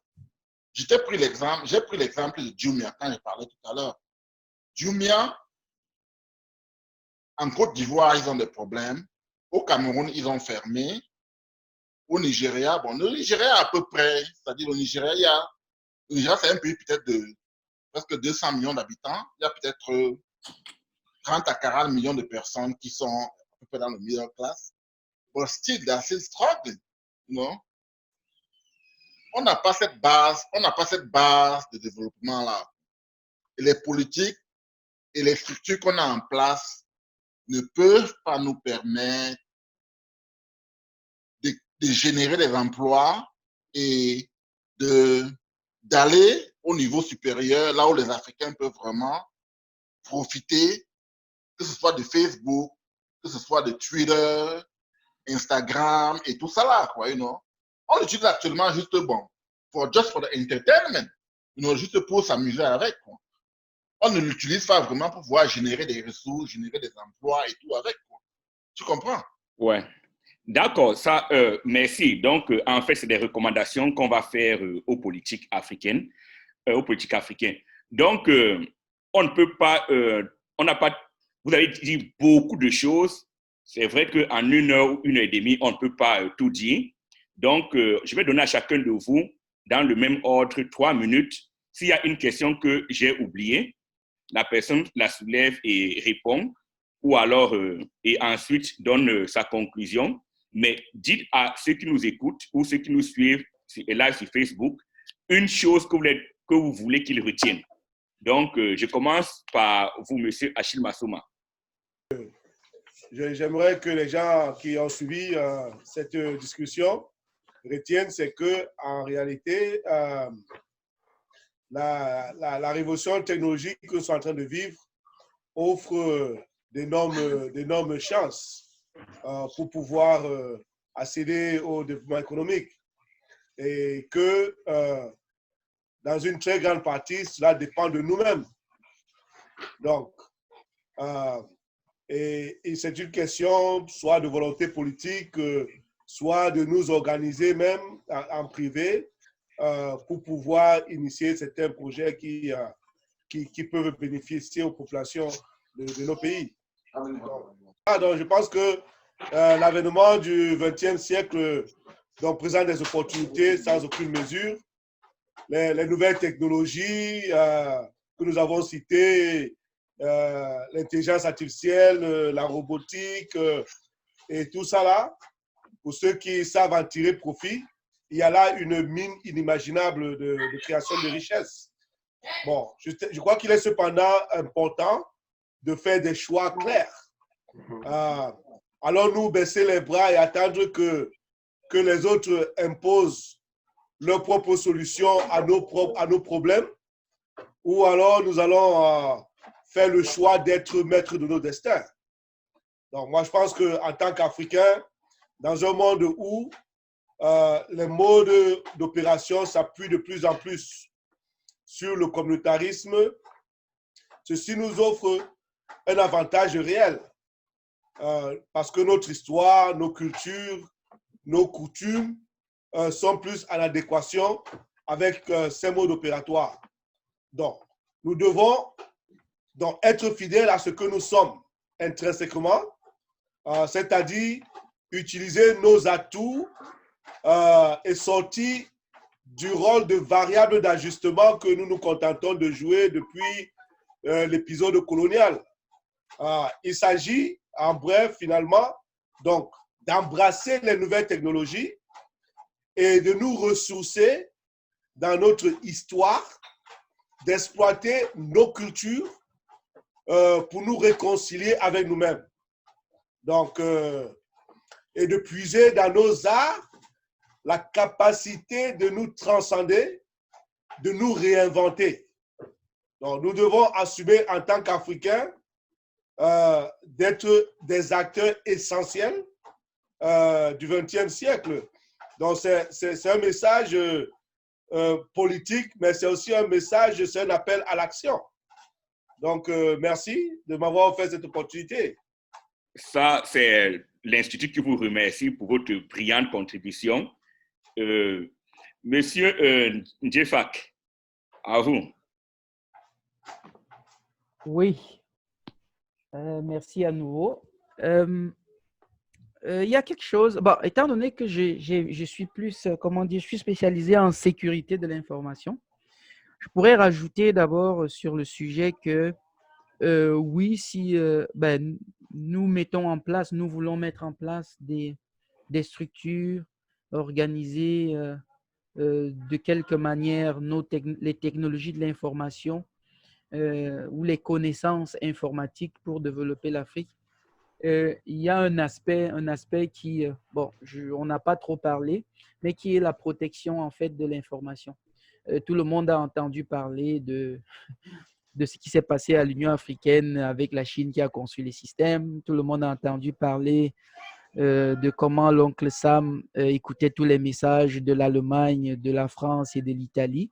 Bref, il y a toujours cette grosse brèche-là qui existe que ceux qui conçoivent les systèmes que nous utilisons sont capables de venir à tout moment donné appuyer sur un bouton pour nous couper le jus, comme on dit, ou écouter tout ce qu'on est en train de dire ou tout ce qu'on est en train de faire.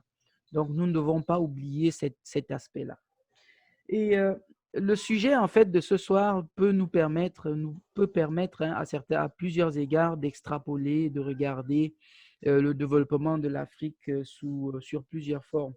Nous avons parlé d'économie aujourd'hui. Surtout, quand on parle du développement, c'est parce que, en tout cas, on regarde le monde surtout du point de vue économique. Donc, tout ce développement-là, pourquoi? Pour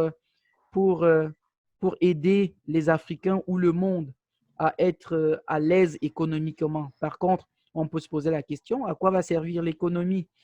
Si on veut être à l'aise économiquement, c'est quoi? C'est pour être capable comment dire, on retourne aux choses de base, être capable de se nourrir, de s'habiller, être capable de se loger, être capable comment dire, de ne pas être capable d'être à l'abri de tout ce qui pourrait gêner ou de tout ce qui pourrait nuire au développement humain. De ce point de vue-là, on peut se demander si effectivement on a forcément besoin des technologies de l'information, parce qu'il y a quand même plusieurs, je veux dire, pour moi, quand je regarde du point de vue de l'Afrique, si on veut communiquer, je retourne un petit peu, ça va être un peu ésotérique, mais moi, j'ai la pleine conscience que c'est des choses, même si elles sont perdues aujourd'hui, c'est des choses qui ont existé et c'est à nous de les faire revenir au goût du jour. Si on parle des communications, on sait tous qu'il y a des formes de communication subtiles et des formes de communication subtiles beaucoup plus claires et beaucoup plus élaborées que la télépathie. On n'a pas forcément besoin d'avoir un téléphone portable ou d'envoyer un email pour transmettre de l'information. Excusez-moi du peu que j'ai essayé de chercher sur l'Afrique des communications. On n'en avait pas forcément besoin de ces outils-là. On veut voyager, utiliser on va dire des gros porteurs pour voyager. Tout le monde a entendu que la téléportation existe en Afrique ou a existé. Tout le monde, on le sait quand même. Donc, à nous d'aller nous réapproprier ces sciences-là, elles existent. Moi, je dis qu'elles existent parce que chacun de nous aujourd'hui, quel que soit, excusez-moi de faire la digression, quelles que soient les prières qu'on fait quand on va à l'église du Locoderme, quand ça ne va vraiment pas, on retourne au village. Et qu'est-ce qu'on fait au village? Excusez-moi, c'est des technologies quantiques beaucoup plus développées que ce qu'on parle aujourd'hui. Donc, si je vais conclure, nous voulons créer des systèmes. Oui, créons des systèmes, mais avec le paradigme kamite, avec le paradigme africain. Il est possible de tout faire. Il est possible de tout faire sur la Terre. Mais avant, il faut demander l'autorisation de notre mère, la Terre. C'est ici que je termine. Merci beaucoup, M. Ndjefak. Ça, c'est beaucoup de paroles de sagesse. Et donc, l'Institut vous remercie vraiment. Dr. Djibouti. Oui, bon, merci encore. C'était une discussion assez enrichissante. Si je puis me permettre, quelque chose que nous n'avons pas abordé, c'est que je suis convaincu que j'ai entendu parler de colonisation, je suis convaincu que l'émancipation de l'Afrique ou la souveraineté de l'Afrique n'est pas réelle. Après tout, là, ce sont des faits. Notre continent a été colonisé.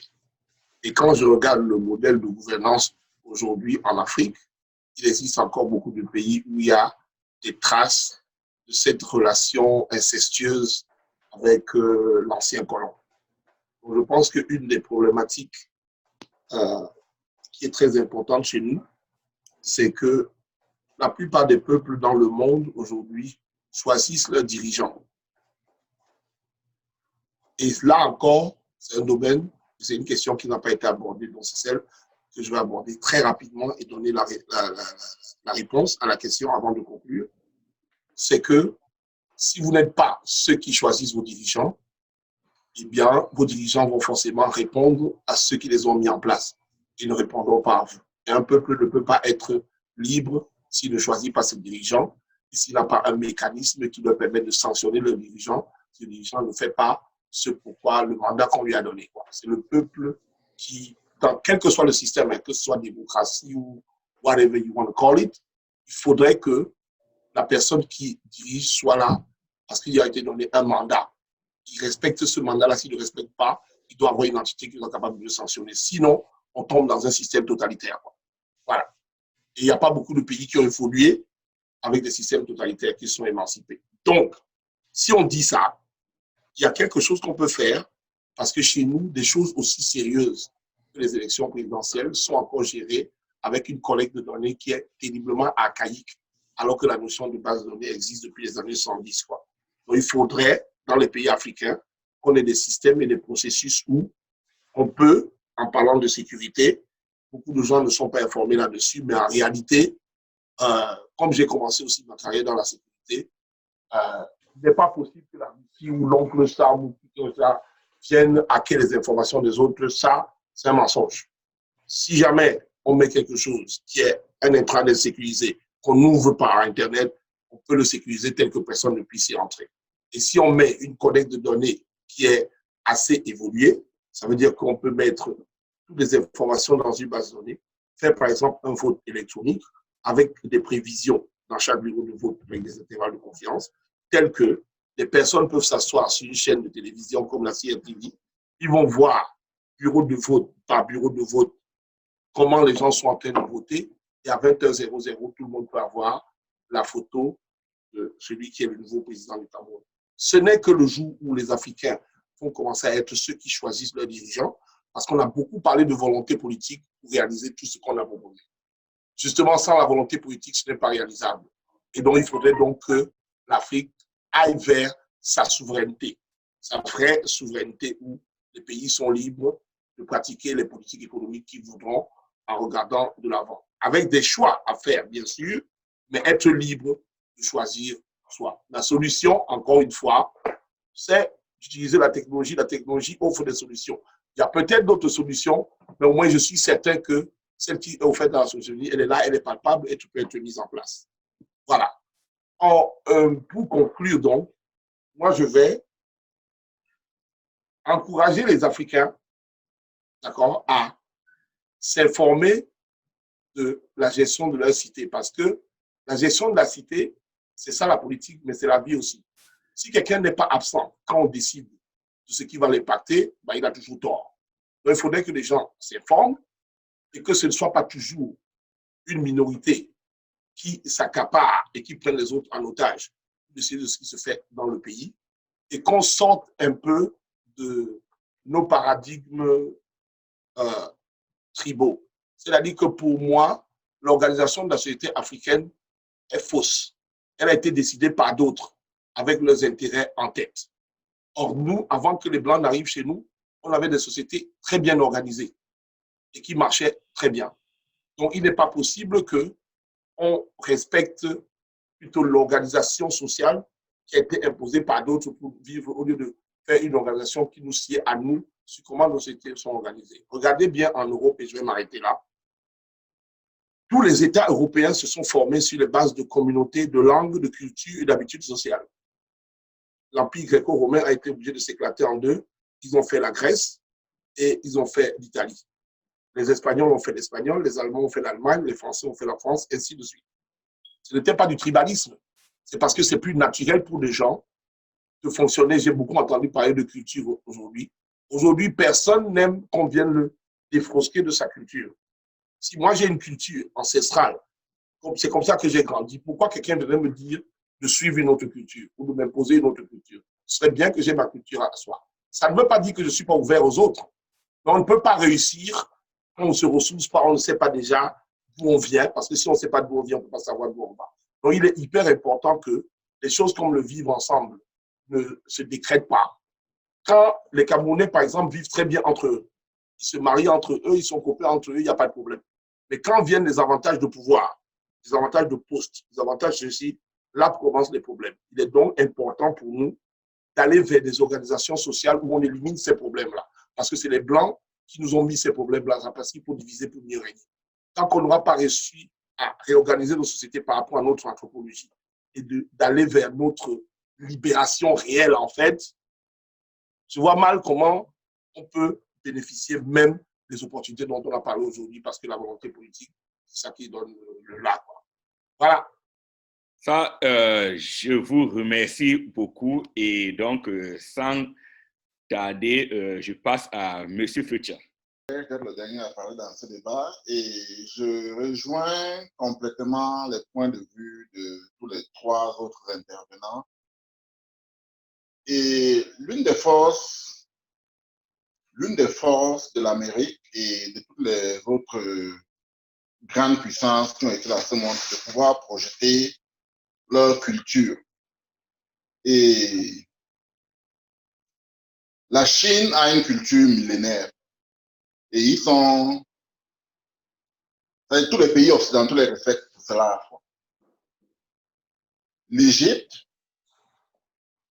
L'Égypte pharaonique, les gens se sont déplacés de presque partout pour aller y étudier. Rome, les gens allaient à Rome pour pouvoir apprendre leurs connaissances. Et l'Amérique aujourd'hui est un peu comme ils appellent, comme le disent,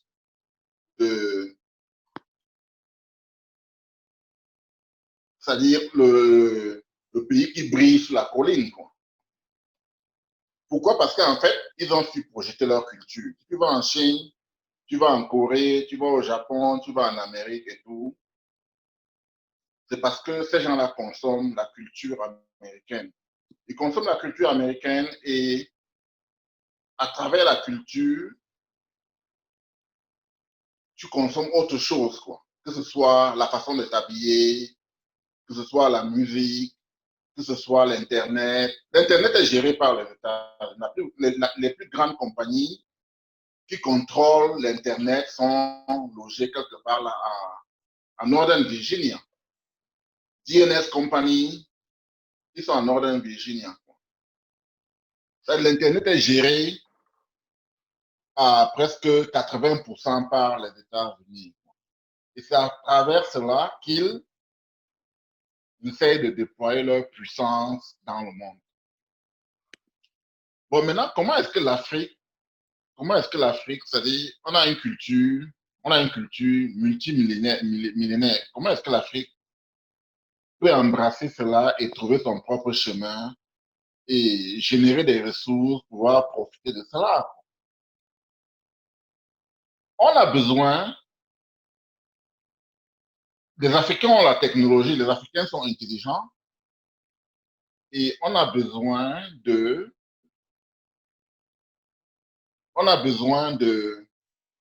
la volonté politique. La volonté politique, on a besoin de mettre des structures en place pour que les Africains puissent vraiment bien intégrer cette nouvelle technologie ou bien puissent trouver leur voie dans cette nouvelle technologie. Tu comprends? Et ça, ce n'est pas quelque chose, ça, c'est pas quelque chose d'impossible. C'est-à-dire, ça ne peut venir que de, ce changement ne peut venir que des Africains eux-mêmes. Ça ne viendra pas d'ailleurs. Ce n'est pas l'Amérique, ce n'est pas la France, ce n'est pas la Chine, ce n'est pas la Russie qui va amener ce changement-là en Afrique. Si les Africains veulent vraiment trouver leur propre voie, en s'intégrant toutefois dans le monde, c'est pas quelque chose qui devrait venir, c'est pas une volonté qui va venir de quelqu'un d'autre.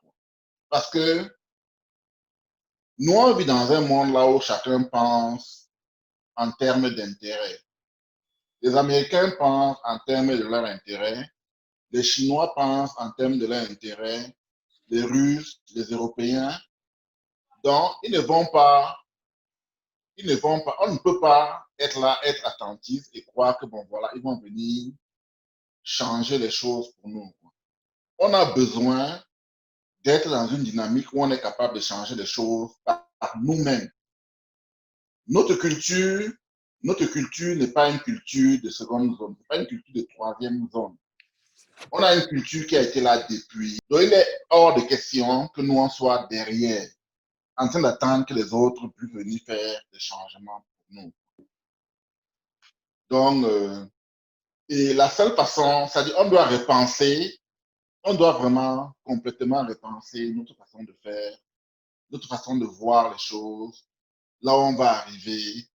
Et est-ce que la façon dont on est en train d'embrasser les nouvelles technologies actuellement, c'est ce qu'il faut pour nous, quoi.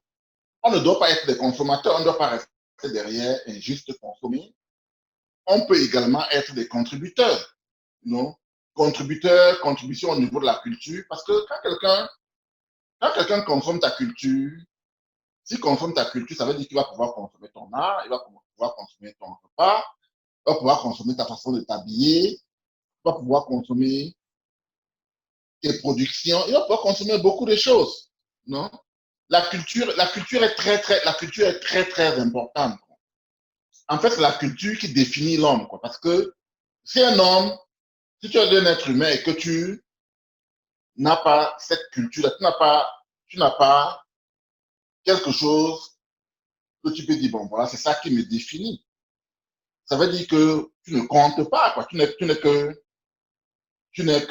complètement disconnecté, quoi, de l'univers. Donc, voilà, monsieur Bekima. Et je te remercie beaucoup je te remercie encore par rapport à l'initiative que tu as eu à prendre. On discute de IT avec des comités et tu te rends compte que, bon, voilà, on revient toujours au basic.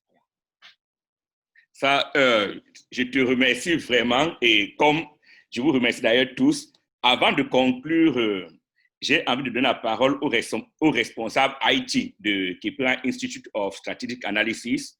Donc, je crois que le docteur Georges Belanguet est là. Docteur Georges Belanguet, vous avez la parole. OK. Merci à tous les copanélistes. C'était une discussion vraiment informative. Bon, pour ma part, c'est une question et un problème que j'ai commencé à regarder depuis 1997.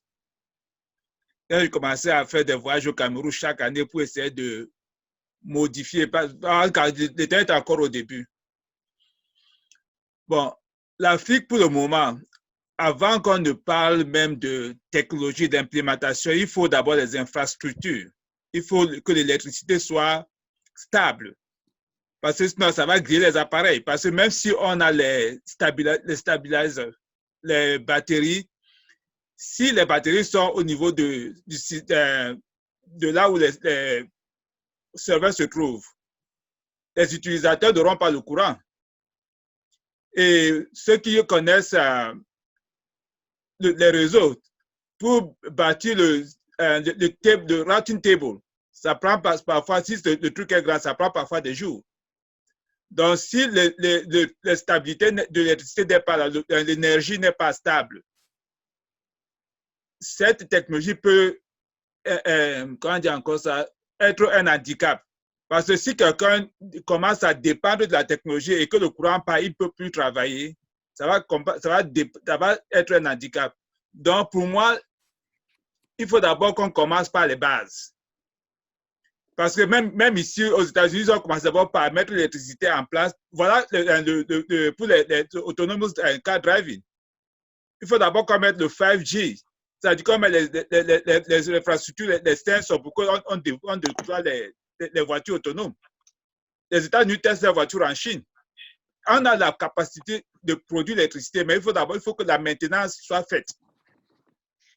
Parce que si vous allez dans les sous-bassements des ministères, tu vas trouver beaucoup d'appareils qui sont là, qui juste la poussière d'abord. La poussière va tuer les machines. Donc, et la deuxième chose, ce que j'ai constaté quand je suis parti dans les petits bourgs en Afrique, les gens n'adaptent pas les technologies à leur culture, comme beaucoup le disent. C'est là que j'apprécie M. Massoma. Il faut qu'on commence avec les jeux vidéo, produire et dire aux Africains que vous pouvez aussi vous pouvez aussi participer. Parce que pour le moment, les Africains, surtout ici aux États-Unis, se disent non, les Africains n'ont jamais participé à l'évolution de la science, ils sont juste des consommateurs. Il faut un changement de culture, un changement de mentalité.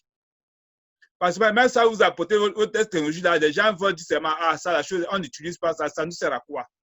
Donc, il faut un changement, donc il faut l'éducation d'abord. C'est pour ça que je préfère l'idée de M. Massou avec son programme. Si on commence d'abord par mettre des laboratoires virtuels dans les écoles, pour que les enfants apprennent à savoir que voilà, la terre est noire, voilà ce qu'on peut faire avec la technologie. Comme ça, ils vont parler à leurs parents et ça va commencer à changer les mentalités. Donc, et on a beaucoup, parce qu'on n'aura plus à recommencer. Donc, on va juste prendre le bateau, ou bien le train, comme on dit, en marche. Et ça va, on va avoir un développement rapide. Mais il faut un changement de mentalité. Donc, voilà mon apport et mon expérience depuis 1997 que je commence que je suis en train de faire des navettes. Parce que ça va profiter sur le plan de la médecine. Ça va réduire la corruption peut-être à 90%. Parce que si les transactions se font automatiquement, il n'y a plus des espèces qui transitent dans les mains des gens. Il y a la corruption qui va disparaître aussi beaucoup. Les détournements peut-être vont s'en aller. Et quand les détournements partent, l'argent va aller dans les projets. Donc, on a intérêt, nous autres, même si le gouvernement ne nous accompagne pas parce qu'ils ne le feront jamais, comme beaucoup ont dit, on peut commencer, comme il y a la décentralisation, on peut travailler avec les mairies, on commence doucement, parce que même il y a des petits transformateurs qui peuvent tourner dans le caniveau et produire de l'électricité. Donc, même si on commence d'abord par là, et il y a le waste to energy, où on peut brûler les déchets pour produire l'électricité. On peut commencer par là et ne pas attendre tout du gouvernement, parce que le gouvernement n'a jamais donné leur accord. Bon, pour ceux qui nous écoutent et qui nous regardent, merci à tout le monde et merci à tous les copanélistes, une fois de plus. Ça, je vous remercie, docteur Georges Bilangué. Donc, avant de conclure, je vais quand même dire quelques petites choses que j'ai retenues. Numéro 1, j'ai retenu qu'il faut réformer l'environnement juridique dans lequel on évolue dans nos pays.